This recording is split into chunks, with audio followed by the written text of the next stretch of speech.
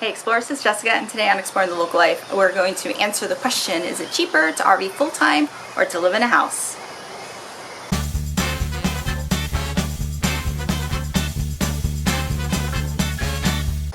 So full-time RV living, is it cheaper than living in a house?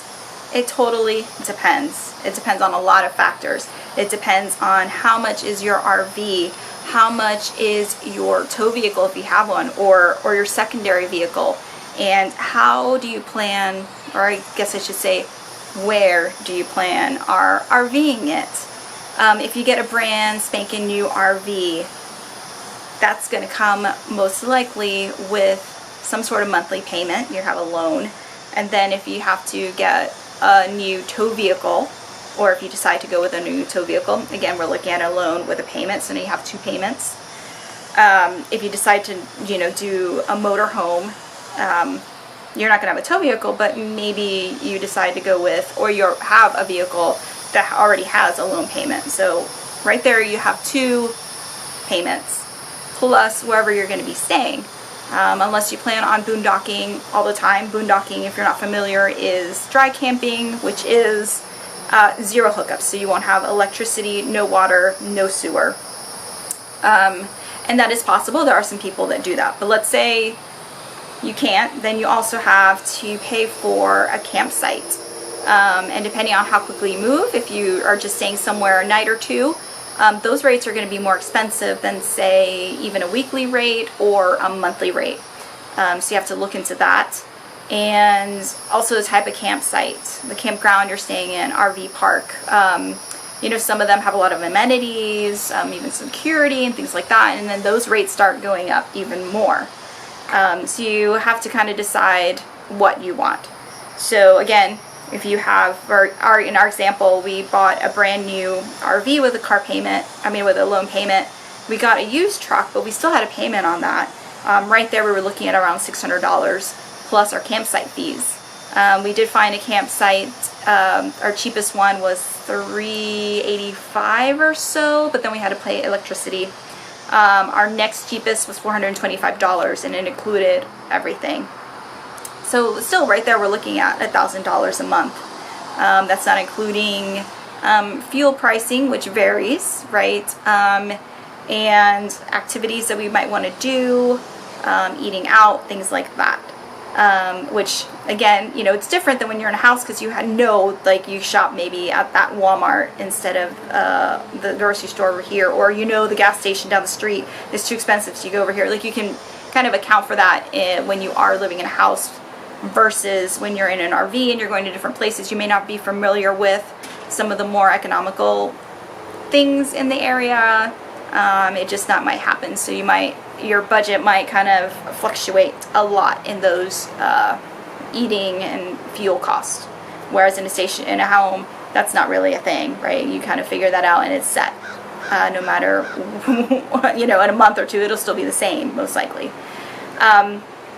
Yeah, and then the most expensive place we ever stayed at, so we're already doing the $600 for the RV and the tow truck, was $1,000, and then we're doing $1,600 a month. So that's not really economical. I mean, it does depend on where you are now, how much you're paying for your own home. So, all these numbers are, dependent on your particular situation and everything, but it depends. It may not be cheaper than living in a house, or it could be. Again, if you buy, let's say, either you can pay outright for whatever rig you decide to get, or you get an older RV, either you don't need a tow vehicle, or if you do, you get an older one that you pay cash for, then you don't have those payments.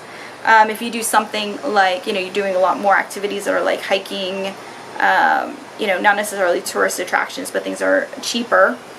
And if you're eating at home and things like that, and if you're going to be boondocking and or using a type of membership, like there's Boondockers Welcome that lets you stay on people's property. So you're boondocking, but you're not like isolated out in the woods. There might be a sense of safety with that. There's Boondockers Welcome.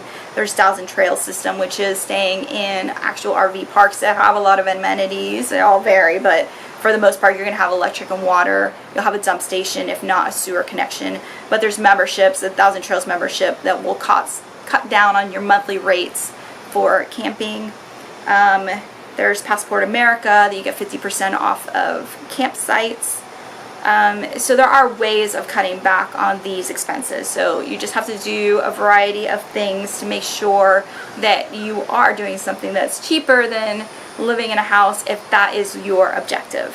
If you are looking to do this as a cost savings, either for saving money or just for venturing at a lower rate, monthly rate, working less maybe, those types of things, that's what you need to look at. You need to look at your highest hitting numbers there for what are budget busters and cutting those down. I also have my friend Melissa and her husband Donny that are contributing to this video with their own experience and their tips and advice. So here they are. Hi, I'm Melissa. And I'm Donny, and we're the Johnsons. Yes, and I have a YouTube channel. It is called Simple RV Cooking with Melissa. We are a full-time RV family, and we are here to talk to you about, do we think that full-time RVing is cheaper than living in a house? Yeah. So, what do you think? I think it's a little cheaper. I think depending on the person and what you want to make out of it. If you are paying new for an RV and making payments, I think you're going to be in about the same what you're spending on a home. But for us, I think our story is different. My husband is 100% disabled. He got hurt on the job about 5 years ago. And during that time, we did lose everything. And then we were able to buy a older coach and our truck, and it's all paid for. And then we really were watching Explore the Local Life, which is our friends Jessica and Robert, and a lot of the different channels, and just realized that, hey, maybe we could do this lifestyle. And so one of the things that we got into was 1,000 Trails. We are 1,000 Trail members. We have already paid for our membership. Now, you can go a couple of different ways on your memberships. You can buy a brand new membership, or you can actually buy a used membership. Right. We bought a used membership, and we saved a little bit of money by doing that. Right, and we can go up to every, it's basically like a really nice RV park. And they're all over the United States. And you can stay up to 21 days, and that pays for your electric, your sewer, everything. And they have rec centers, they have, all kinds of activities for the kids at most of them.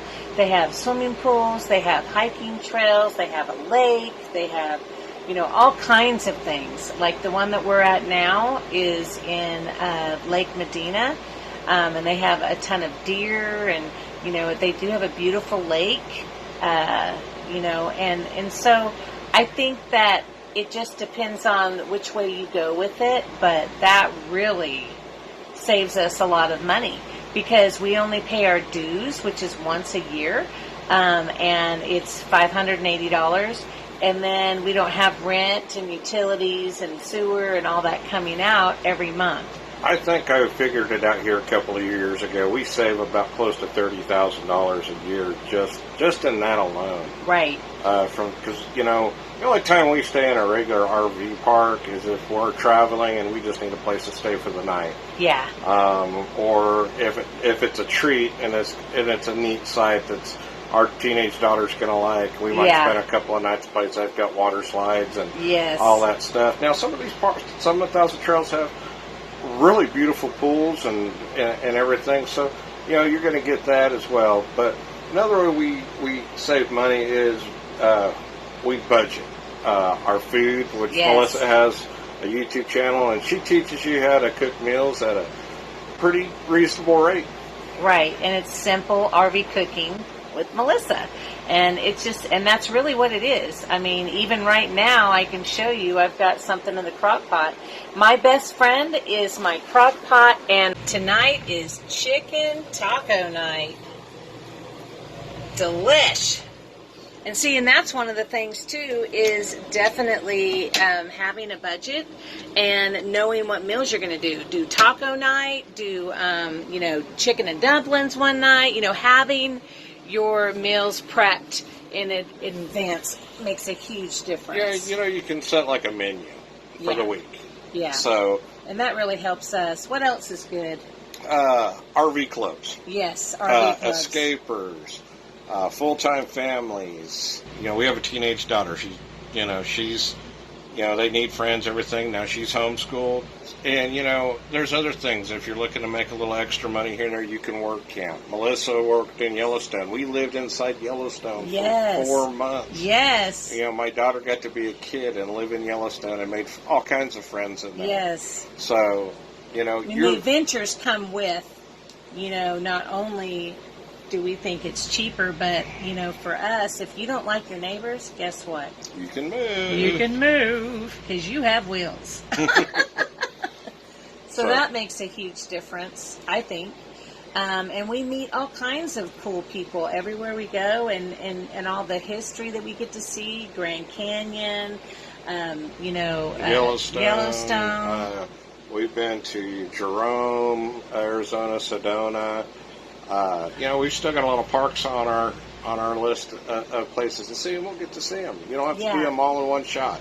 You can change your weather by just driving to better weather. Yes. So everything's a seasonal type deal. But like I said before, you are the only person that can determine if it's going to be cheaper or more expensive. You can't be in vacation time all the time. Right. Because it's a lifestyle. It's one day at a time. But at the same time, you're in a really nice, relaxing atmosphere, so that really makes a huge difference. Our stress level from where we used to be, working and coming home and paying bills and staying in the same zone, was very stressful, and not realizing that this was actually a blessing in disguise for us. Absolutely. We made the right decision for our family. So I hope you make the right decision for your family, and maybe you'll see us one day, and you got to come up and say hi to us. Absolutely. We'll enjoy talking around the campfire. Yeah, and I'll cook for you. I cook for everybody, don't I? Oh, absolutely. There's always plenty at our house. Well, I hope that helped you in making your decision on what you're going to do, and maybe we'll see you sometime. Good luck. And great adventures. Let the travels don't hit you too hard, and always have fun. Thank you so very much for watching. I hope that this helped you answer that question. Is full-time RV living cheaper than living in a house? If you have any questions or comments, please leave them below. Hit the bell to subscribe and get notifications each time we post a new video. And as always, so much thanks and love to patrons who support us and this channel. We will catch you guys later. Thanks for watching. Bye.